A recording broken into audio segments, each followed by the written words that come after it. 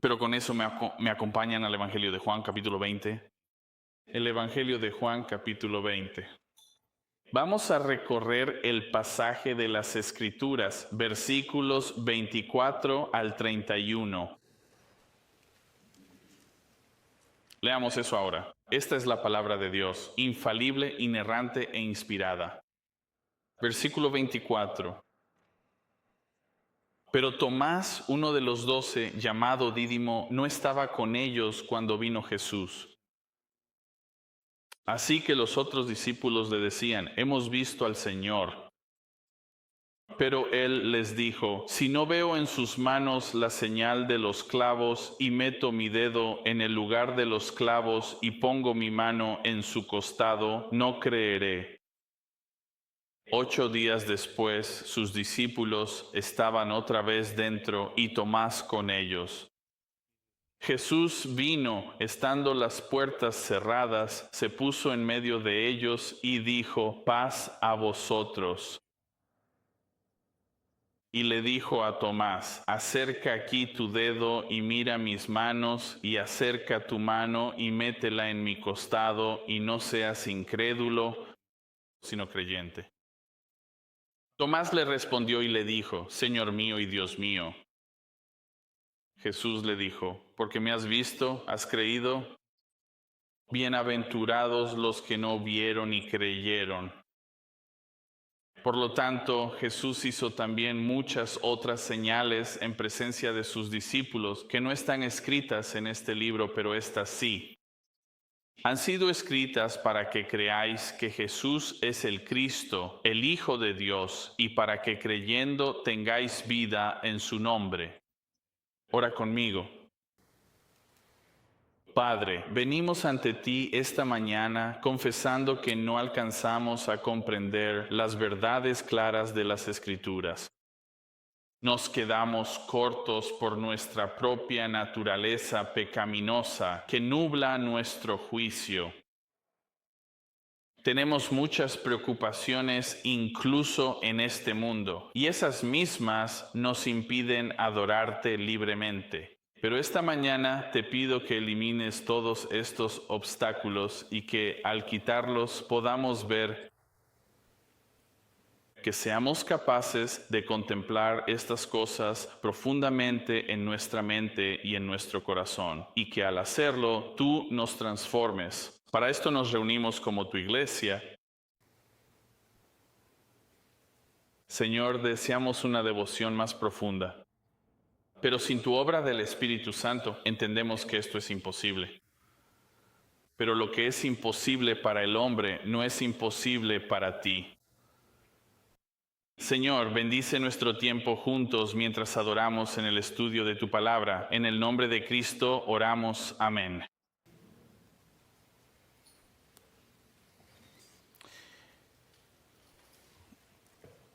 A principios del siglo XVIII, en los primeros años,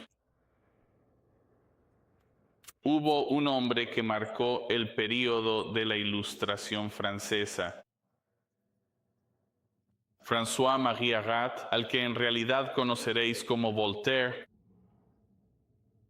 dramaturgo renomado, filósofo importante e historiador.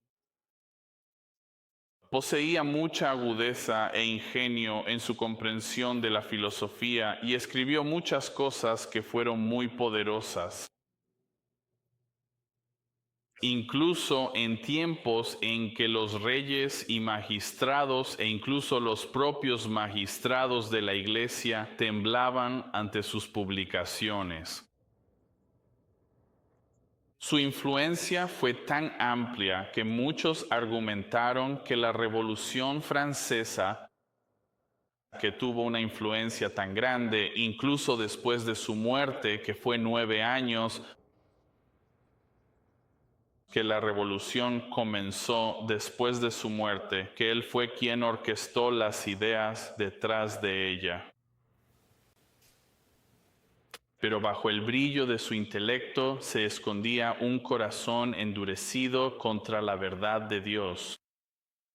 Veréis, Voltaire fue criado en escuelas con un sacerdote jesuita. Conocía las Escrituras, conocía la teología, pero despreciaba el Evangelio. Se burlaba de las Escrituras llamándolas mito y llamó, cito, a la cruz misma una necedad para los ignorantes.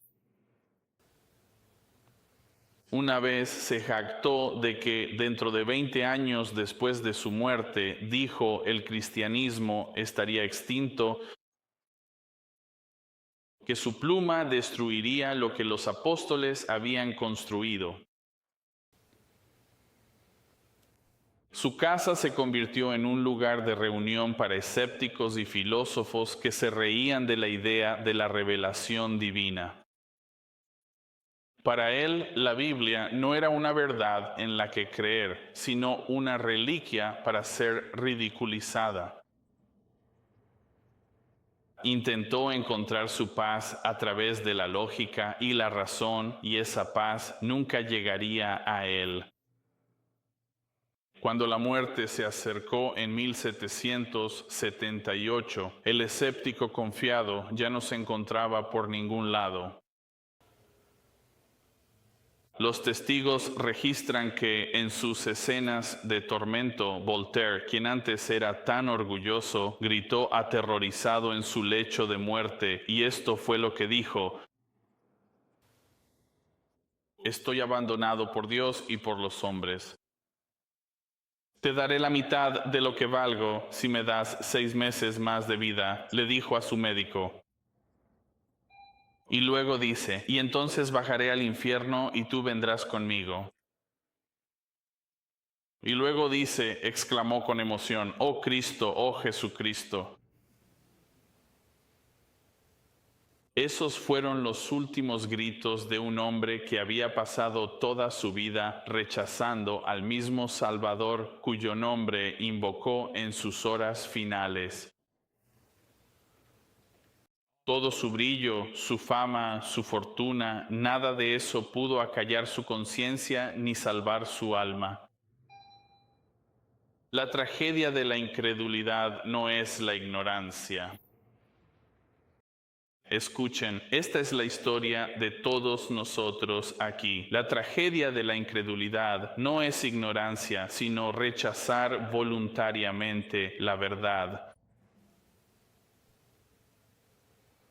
Como el hombre rico en Lucas 16, Voltaire tuvo luz, oportunidad y testimonio, pero eligió la oscuridad. ¿Por qué menciono esto? ¿Por qué siquiera hablamos de Voltaire? Por esto. En nuestro pasaje, Tomás, él compartió la misma luz, oportunidad y testimonio, pero con un resultado diferente. Y esta idea de Voltaire y Tomás se repite todos los días en el mundo.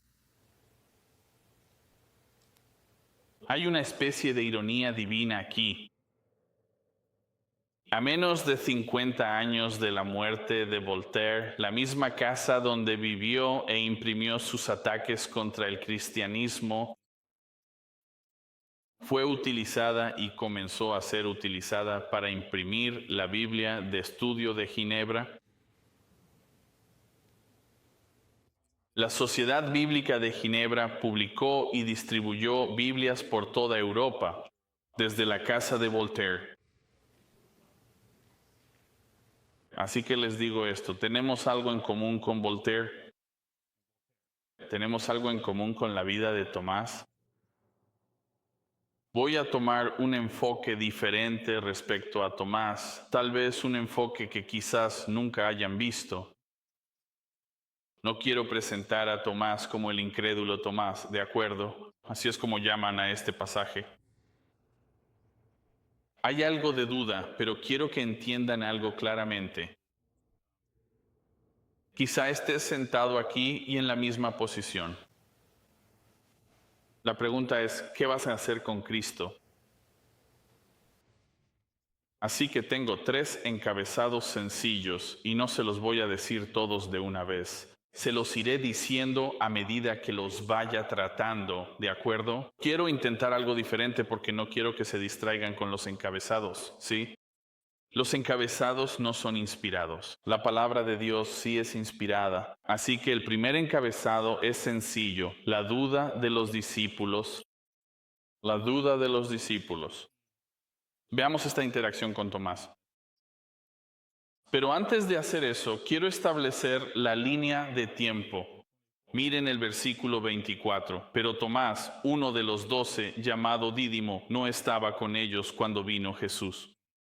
Permítanme establecer la línea de tiempo una vez más para que vean el panorama completo antes de entrar en esta interacción. En el versículo 19 nos dice que es domingo por la tarde, ¿verdad? Dice, y al atardecer de aquel día, el primer día de la semana, el mismo día de la resurrección. Este es el mismo día, no es un día diferente. Jesús se le había aparecido a María Magdalena alrededor del mediodía en el versículo 15. Ves que Jesús fue y ella estaba llorando, y ves que ella lo confunde con el jardinero y él se le aparece. Ella lleva esa noticia a los discípulos en el versículo 18. Ella dice, he visto al Señor, les cuenta.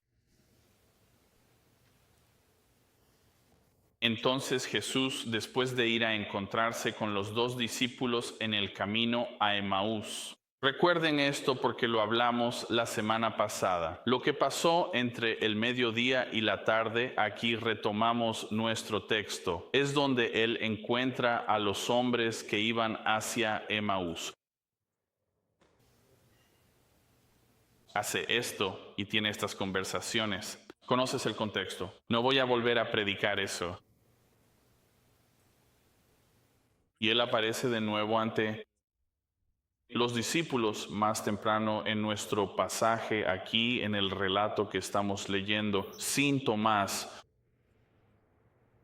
Sin Tomás. ¿Sabes? Pienso en esto.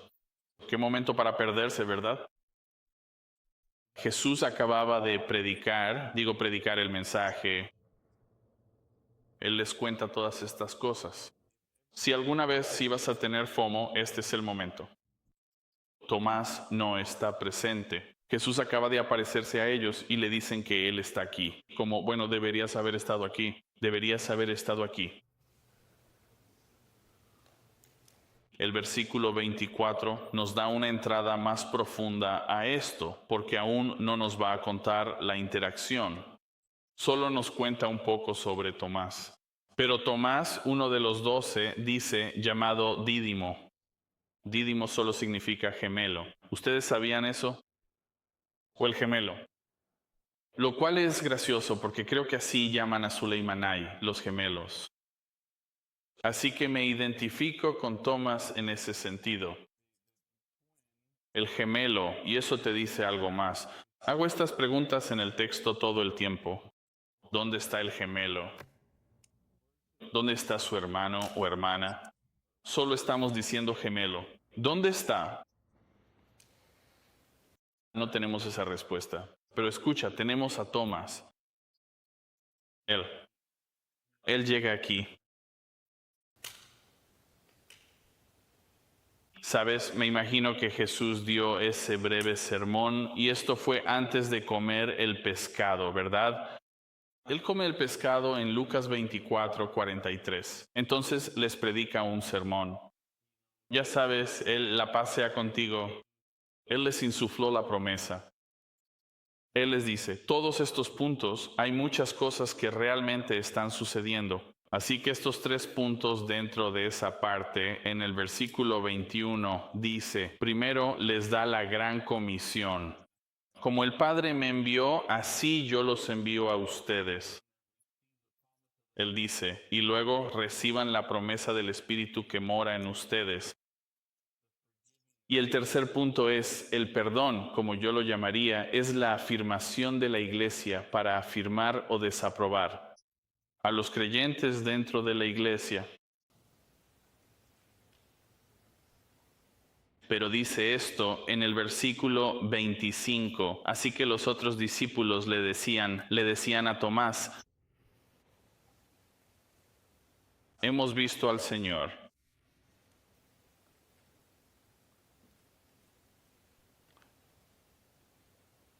De una manera en la que deberíamos relacionarnos con Tomás. No es como si Tomás, escuchen, no es como si Tomás no tuviera nada de fe. Eso no es cierto. Él es un discípulo. Él creyó en la vida y la obra del Señor Jesucristo. Lo que le faltaba era fe en la resurrección. Pero él no era el único al que le faltaba eso también. No había pasado tanto tiempo desde esto. Fue más temprano ese mismo día cuando todos los discípulos tuvieron la misma lucha de fe, de no creer en la resurrección. Así que de alguna manera todos estaban prácticamente en la misma situación. De hecho, no es como si los discípulos ahora dijeran, oh, ahora creemos en la resurrección y ahora todo ha cambiado. No, las cosas están avanzando lentamente con todos los que están viendo a Cristo resucitado. Recuerda que antes de que Jesús se apareciera a los demás, ellos no creían, pero entonces hay tantas cosas que suceden entre medio que incluso ponen a prueba su propia fe y su fortaleza para confiar en Cristo. Pero le dicen a Tomás, hemos visto al Señor. Y esto no es solo una afirmación. Y en el griego, cuando dice que le estaban diciendo, es el imperfecto activo indicativo, lo que significa esto. Que continuamente le estaban proclamando esto. Estaban discutiendo con él y entonces simplemente dijeron, hemos visto al Señor. Y ahí terminó todo. No, todos ellos estaban diciendo la verdad y debatiendo con Tomás. Escucha, a veces después de todo lo que podríamos decir, escucha a veces. Después de decir todo lo que podríamos o deberíamos decir, a veces lo mejor es dejar a las personas con Jesús. Mira, no estoy excusando que no hagas evangelismo. Por eso lo expresé de la manera en que lo hice. Después de que has dicho lo que deberías y podrías decirle a las personas a tu alrededor acerca de Cristo y ya no lo reciben, ya no te escuchan, a veces lo mejor es simplemente encomendarlos a la oración. Sabes, veo esto y Jesús va a hacer un trabajo mucho mejor del que yo podría hacer jamás al probar cualquier cosa. Mira cómo se lo demostró a Tomás. Y la verdad es que si alguien, y creemos que las escrituras son ciertas, si alguien está ciego y muerto en sus pecados, nada que pueda decir, ninguna lógica que pueda probar, llevará a esa persona al extremo de confiar en Cristo. Tienen que tener un encuentro con el Dios vivo. Y veo este ir y venir que Tomás está teniendo con sus propios hermanos en la fe. Y a veces es mejor parar. Dice, escucha. Necesitamos recordar que la respuesta de Tomás a todos ellos es bastante drástico. Y casi nos haría sentir que no hay esperanza.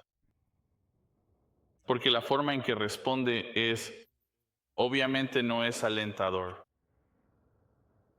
Y lo desgloso de esta manera. Él dice, a menos que así es como yo lo diría, a menos que vea sus manos, a menos que ponga mi dedo, a menos que ponga mi mano, y luego dice enfáticamente, no creeré.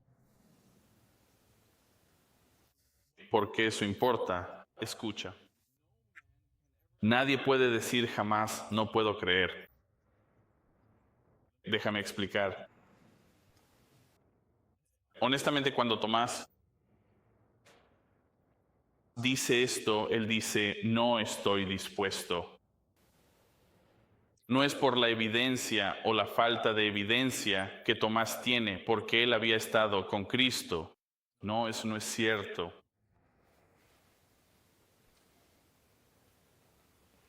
Sus argumentos viniendo de un discípulo en ese momento son mucho más válidos, diría yo. No decimos que no puedes creer. No, si estás aquí reformándote, no has entregado tu vida a Cristo. Es porque no quieres creer. Estás tomando una decisión consciente y en ese momento Tomás está tomando esa misma decisión. Decirle a alguien, piensa en esto. ¿No responderías casi igual? Él ha resucitado de entre los muertos. Nadie más lo ha hecho. No voy a creer esto. Así que en ese momento, este argumento es mucho más válido que cuando la gente no cree hoy en día. Recuerdo que cuando estaba perdido y antes de que Cristo cambiara mi corazón, para creer el Evangelio recuerdo que no quería creer. No es que no pudiera creer, es que no quería creer. ¿Y por qué? Porque yo sabía lo que Jesús exigía de mi vida. Sabía lo que Él demandaba de mi vida. Sabía que podía, incluso siendo un pagano, podía decir, bueno, sé que si le entrego mi vida a Cristo las cosas van a cambiar. No es como si estuviera diciendo, bueno, no puedo creer. Simplemente no lo hago. No soy capaz de creer. No voy a creer porque no quiero ese cambio de vida. No quiero lo que Jesús exige de mi vida. No era porque no creyera que Él resucitó de entre los muertos. Lo curioso es que sí lo creía. Si hoy haces esa pregunta, la mayoría, salvo que estén perdidos en intelectualidad extrema, diría, sí, Jesús resucitó de entre los muertos. Así que no es que no puedas creer, es que no quieres creer. Sé honesto contigo mismo. Pero lo grandioso es esto, y es lo que creo que es tan asombroso, que no estamos sin recibir oportunidad tras oportunidad tras oportunidad. Este mismo momento para ti, si no crees, este es el momento incluso para ti. Otra oportunidad en la que Dios extiende su mano hacia ti. ¿Sabes si pensamos, ¿fue solo Tomás? No, no lo fue. Escucha, en Marcos 16, versículo 11, cuando María Magdalena fue a los discípulos y les dijo, he visto al Señor, todos los discípulos colectivamente dice que se negaron a creer. Así que no. Tomás no está solo en este grupo. No es Tomás el dudoso, son discípulos dudosos. Así que vemos esto y lo más importante es pensar en lo que acabo de leer, la declaración de lo que él dijo. A menos que vea sus manos, a menos que ponga mi dedo en las marcas, a menos que ponga mi mano en su costado, no creeré. Piensa en el problema que eso trae. Centras la verdad solo en ti, solo en mí. Yo. Pero hay una diferencia, porque mira, bueno, luego vemos el versículo 26 y vemos esta respuesta, ¿verdad? Esto es después de 8 días, sus discípulos estaban otra vez adentro. Así que ahora nosotros, un pequeño cambio de escenario. Es una semana después, es domingo otra vez. Están encerrados en el aposento alto. Y la oportunidad de Tomás llega el siguiente domingo en el mismo lugar. Jesús se materializa en la habitación. Aquí dice, Jesús vino y les dice, bueno, ¿de dónde? Las puertas estaban cerradas, dice, estaban atrancadas, y él se puso en medio de ellos. Él se materializa en la habitación porque ellos todavía están escondidos por miedo. Atrincherado tras puertas cerradas, les dice por tercera vez, la paz sea con vosotros. Shalom. Él siempre trae paz. Él es el príncipe de la paz, Isaías 9:6. El único que podría traer la verdadera paz en ese mismo momento, por la fe, Él y solo Él puede darla a través de la vida eterna. Y se lo dice a todos, incluido Tomás, y yo diría que especialmente a Tomás. Tomás, shalom.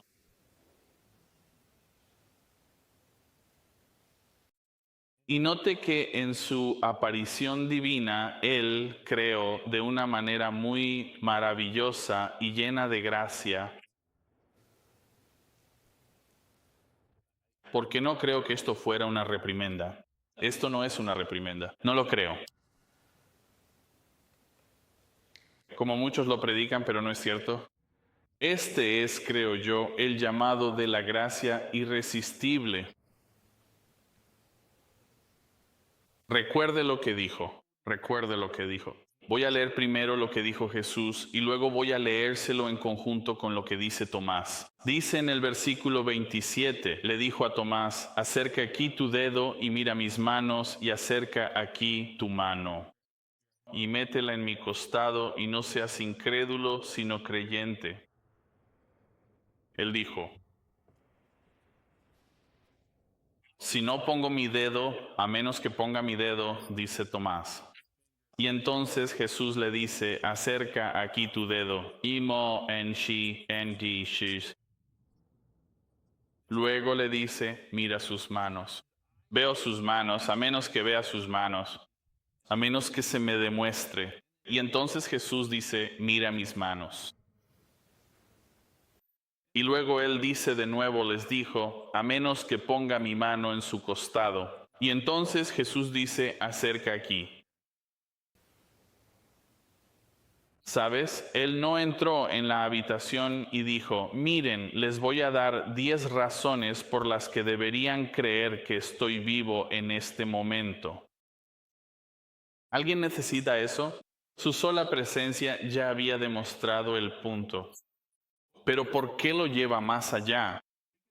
Porque, escuchen, entendemos los obstáculos para creer.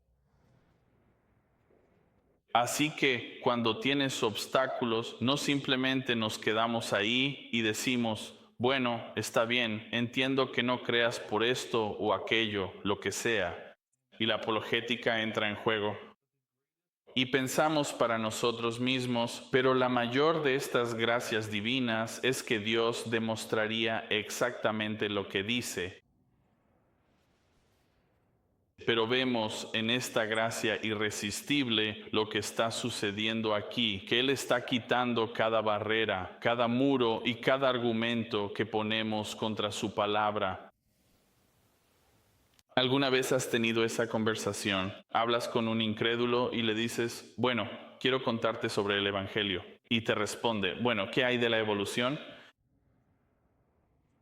Oh, voy a hablarte sobre el Evangelio. ¿Qué hay del aborto? Voy a hablarte sobre el Evangelio. ¿Qué hay de mi crianza? Mis padres fueron horribles. Bien, vamos a analizar todo esto porque si eres honesto, eso no importa. Si Cristo resucitó de entre los muertos y lo hizo, entonces eso no importa. Hasta el extremo, incluso si dices que fue una bendición en tu vida, hasta el extremo de decir, bueno, tuve una gran vida.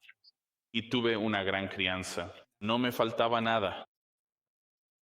2, sufrí injusticias toda mi vida, especialmente durante mi infancia. Golpeado, maltratado. No importa realmente. Porque en ese momento Tomás es como, bueno, cada obstáculo que tuviste, Tomás, voy a analizar estas cosas con mi propia persona. Y voy a quitar las barreras que tú has creado. Porque Dios no hizo eso, tú lo hiciste. Así que su gracia es verdaderamente tan asombrosa. El Señor Jesús extiende su mano para redimir a lo irredimible. Con sus propios argumentos, Él lo derriba todo. Pero es así de simple porque existe la responsabilidad humana. Sí, la hay. Está en el texto. Está en el texto. Mira el versículo 28. Bueno, primero que nada, mira el versículo 27. Al final del versículo 27 dice, y no seas incrédulo, sino creyente. No seas incrédulo. No seas más incrédulo, sino creyente. No más, Tomás. Tu incredulidad debe llegar a su fin.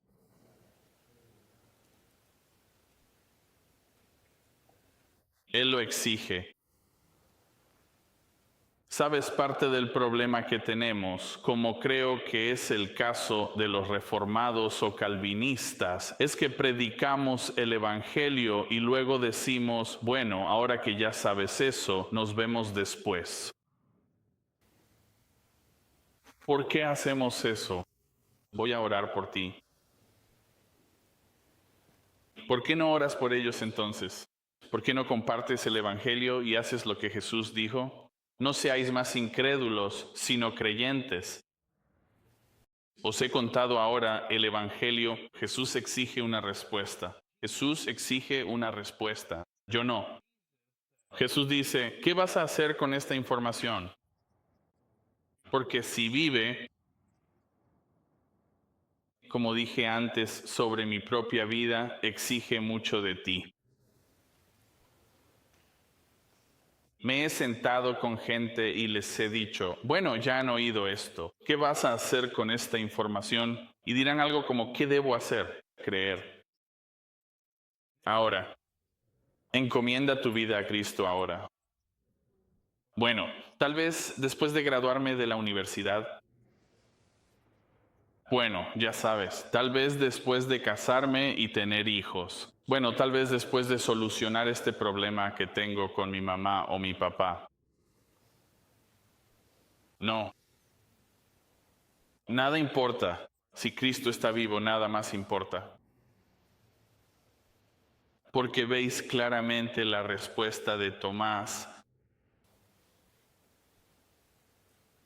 Versículo 28. Mi Señor y mi Dios. Estas palabras son una expresión de fe y reconocimiento, mostrando devoción y confianza en la divinidad de Jesús. Oh, ya sabes, mi Señor, como siempre mi curiosidad. Mi Dios, mi Teos.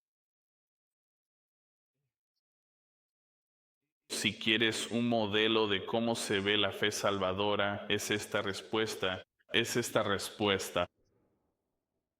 No agregas a Jesús como tu colega. Sabes, ves esto tantas veces. Es solo, ya sabes, esa tontería de Rick Warren. Solo prueba a Jesús por 6 meses. Jesús no es Ozempic. Sabes, es como si probaras, oh, veamos si funciona. No pruebas a Jesús. No lo pruebas para ver si, oh, ya sabes, a ver qué pasa. Jesús es el Señor y Él es Dios. ¿Dónde te posicionas? ¿Hablas en serio? Lo único que Jesús conservó para mostrarles a sus discípulos fueron sus manos, sus pies y su costado. ¿Eso tiene algún peso? Algo.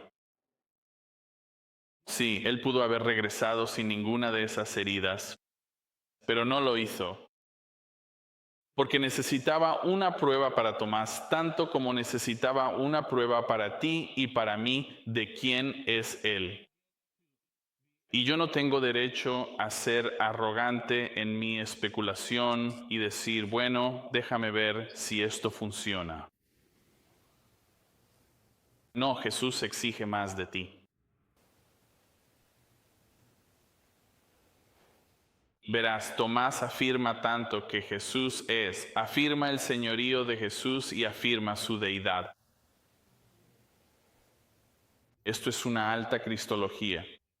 Si alguna vez quisiste una visión elevada de Cristo, esta es una visión elevada de Cristo, afirmando que un llamado a la salvación es un llamado al señorío. ¿Entiendes eso? Ya no eres el Señor de tu vida. Romanos 19 dice esto, que si confiesas con tu boca que Jesús es que, sí, Él no es tu mejor amigo para siempre. Él es un amigo, pero escucha, Él es tu Señor. Y Él es siempre tu Dios. Ya sabes, Tomás no estaba respondiendo con algún tipo de creencia fácil. Ya sabes, esas cruzadas, esa idea de venir como se es y marcharse como se llega, no. Esto es, tú eres Señor. Él, Tomás, lo entendió claramente, lo que la resurrección exigía de su vida, y él respondió en consecuencia. Por la fe, Tomás entregó su vida por la vida de Jesús, no por la suya propia. El versículo 29 lo afirma aún más. Dice, Jesús le dijo, porque me has visto, has creído. Bienaventurados los que no vieron y creyeron. ¿Sabes quiénes son, verdad? Esos somos tú y yo.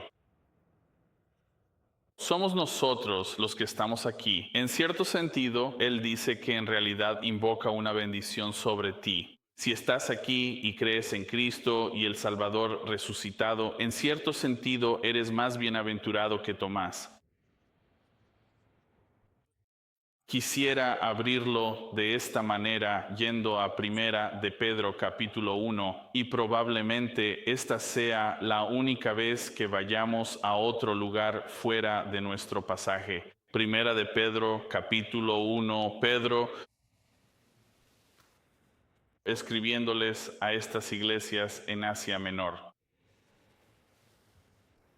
Él los anima con estas palabras y mira el versículo 7. Esta es la prueba de vuestra fe, siendo mucho más preciosa que el oro, el cual perece, aunque probado por fuego, para que sea hallada en alabanza, gloria y honra cuando se manifieste Jesucristo. Y aunque no lo habéis visto, recuerden esto, esta es la iglesia del primer siglo, Asia Menor, Jesús ya no está.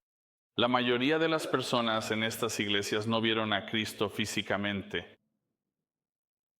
Así que Él les dice esto a ellos, pero también nos lo dice a nosotros. Dice que aunque no lo hayas visto, lo amas. Pausa. ¿No es esa una respuesta natural? Quiero que pienses en esto. No es algo inaudito, ni mucho menos extraño en la iglesia decir con sinceridad y convicción, amo a Jesús. Y muchachos, esto no es una cuestión de afeminamiento, ¿de acuerdo? Podrías decir que amas a Cristo. Significa que estás dedicado a Él. Como dijimos antes, el ejército dice, el que está a tu lado, a la izquierda y a la derecha, son hermanos de armas en Cristo. Los amas y amas a tu comandante en jefe, ¿verdad? Él les dice, aunque no lo han visto y no lo han visto, lo aman. Y aunque no lo ven ahora, ni siquiera ahora lo ven, Él dice, Él no se te aparece, pero crees en Él, lo amas. crees en Él y te regocijas grandemente con un gozo inexpresable y lleno de gloria. ¿Y por qué? Por su promesa. Así que lo que Él dijo que haría, versículo 9, obteniendo como resultado de su fe la salvación de sus almas. Vuelve a Juan. Piensa en esto. Esa es nuestra posición. Esa es nuestra posición. Y esto nos lleva a nuestro último punto, el diseño del documento. El diseño del documento. Juan realiza una pausa, entre paréntesis en la narrativa. Esto es raro. Juan lo ha hecho aquí y allá. Él ha dado comentarios. Sabes, Jesús dice algo y él dice, oh, esto era un presagio o nos hablaba de la crucifixión. Pero él hace esto y toma esta pausa en la narrativa. Una pausa para hablarte directamente a ti y a mí. Es casi como si estuvieras viendo algún tipo de película y entonces la persona se gira hacia la cámara y comienza a hablarte.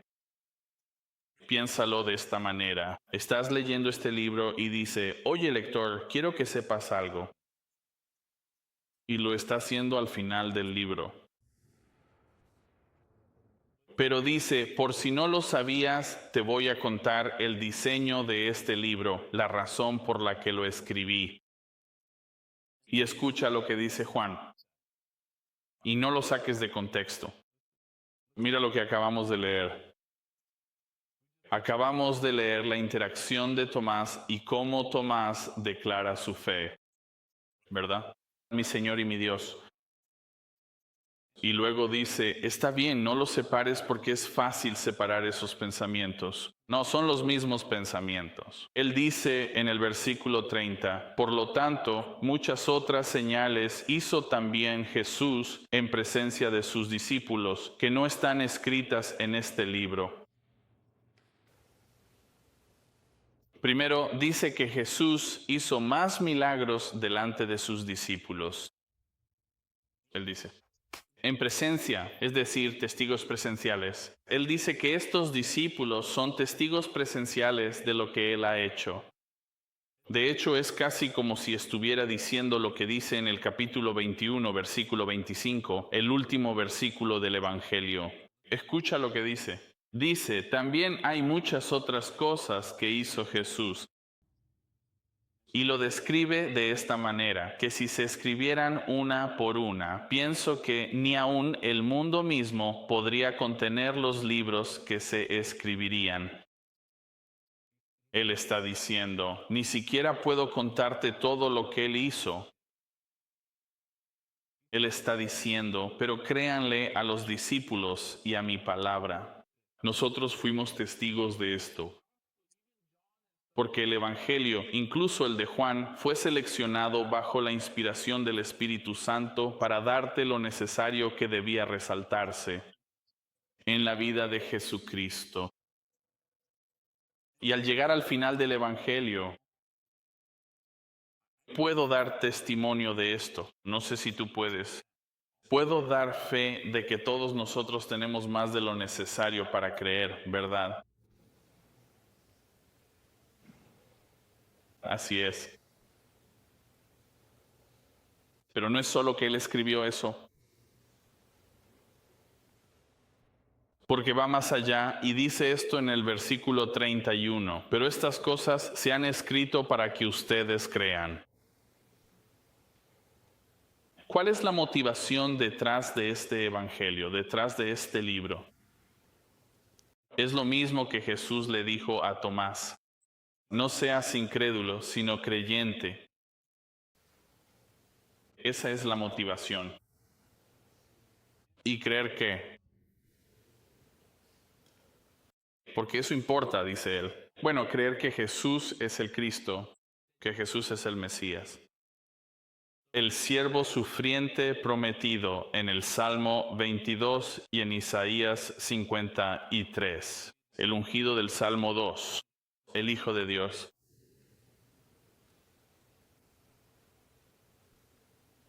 Él dice en el Salmo 2, tú eres mi hijo, hoy te he engendrado. Él es el Mesías, el Hijo de Dios. Esto es lo que debes creer. ¿Por qué? Para que creyendo tengan vida en su nombre.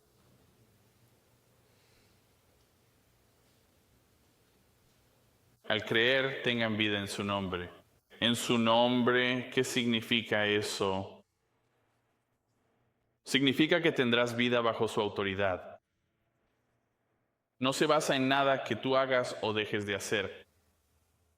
Tienes vida bajo su autoridad, por lo que Él hizo, por lo que Él hizo, por lo que realmente ha logrado. Mientras nos acercamos al final, acompáñame en Salmo 2.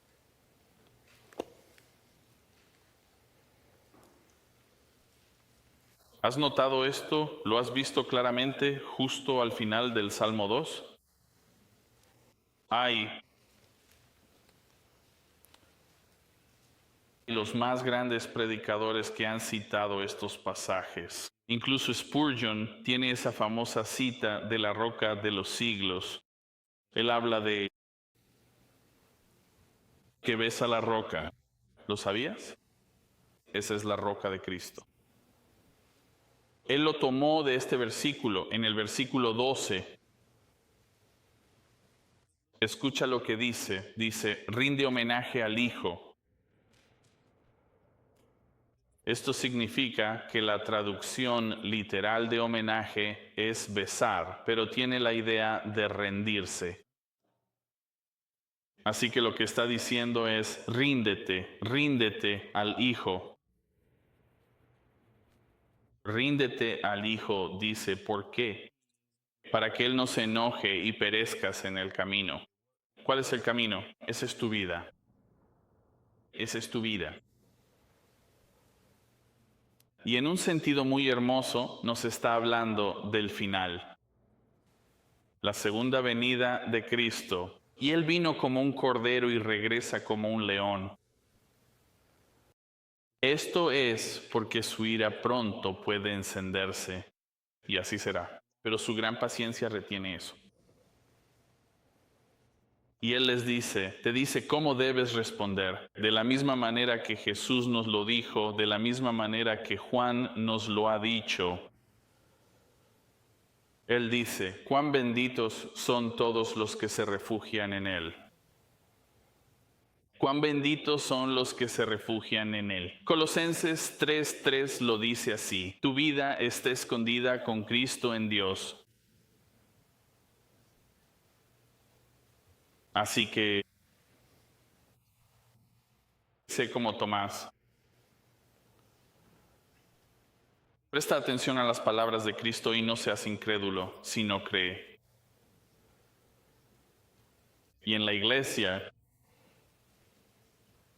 tu fe en el Cristo resucitado no permanece igual siempre, no se estanca, debe estar creciendo.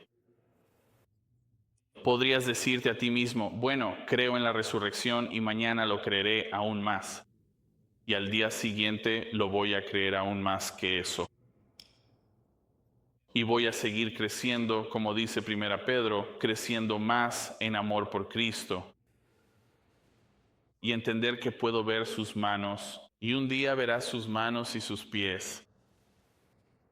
Y dirás, mi Señor y mi Dios, de verdad. Gracias.